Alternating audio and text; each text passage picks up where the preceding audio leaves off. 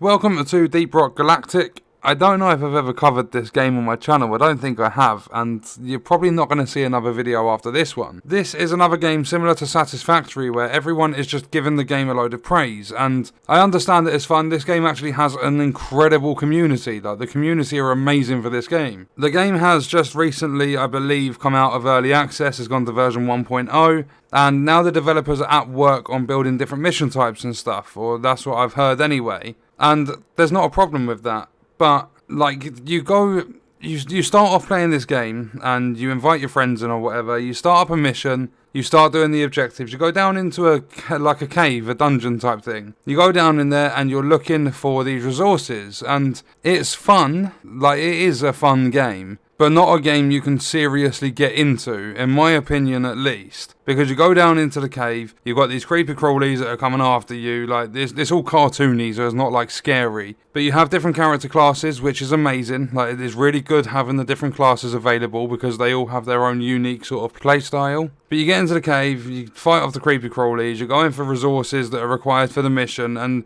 there was one resource that we went into 2 separate caves looking for this resource, and it was supposedly abundant. There's supposed to be a lot of it down there, and I was finding more of the resource that was scarce than what I did of the resource that was supposedly abundant that I needed for an upgrade on my gun. So overall, this game is good. Like, you've got the sort of farming bit of finding all the resources in the cave, and at some point in the cave, I think it's probably about halfway through your objectives, you get a swarm coming in. There's like crazy sort of creatures, like they come in big numbers, and you've got to defend yourselves. Your ammo is very limited, so be careful with your ammo down in the caves. And it's just like an expedition sort of game. You just go into these caves, you do all of that stuff. You have, like, you've got one of the classes, you can fire a zip line, which is incredibly helpful. You've got another one that can build platforms so that if there's, let's just say there's gold really high up on a wall, you can zip line up to the platform and you can get all the gold. There's a lot of communication required, and it's a good little co-op game, but there are also some bugs as well.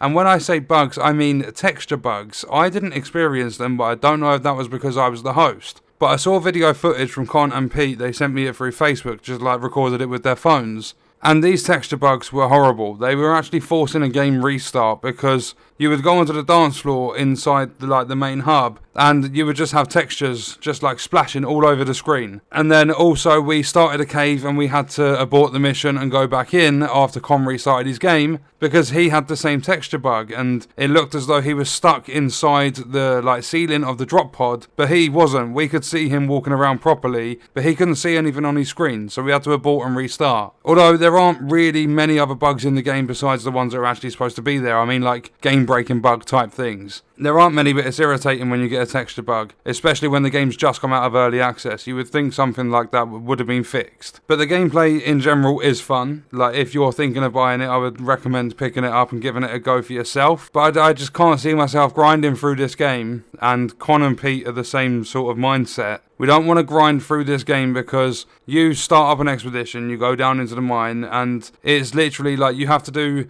specific things to get upgrades for the parts you want. Like, I wanted the upgrade. I went on an expedition with a resource that I needed being abundant, and I couldn't find it anywhere from 2 full expeditions. And they're lasting, they were 2 footprints in mission length, and they were lasting about 25 minutes each run. So I'm not really willing to go back and play it and do all the grinding and stuff, but it is a fun game. So if you have the time, the patience to go through it all, and you don't mind doing maybe 6 or 7 runs to find a specific resource, then it is a good game. But just be wary, because there are a couple of bugs here and there. And on that note, I'm going to end the video. Let me know your thoughts and stuff in the comments about this. And we'll have to see about me actually coming back to it, because if there is at any point in the future where the devs do implement new mission types and stuff, I would be happy to check it out. But that's going to do it for this one. I hope you guys enjoyed it. Thank you for watching.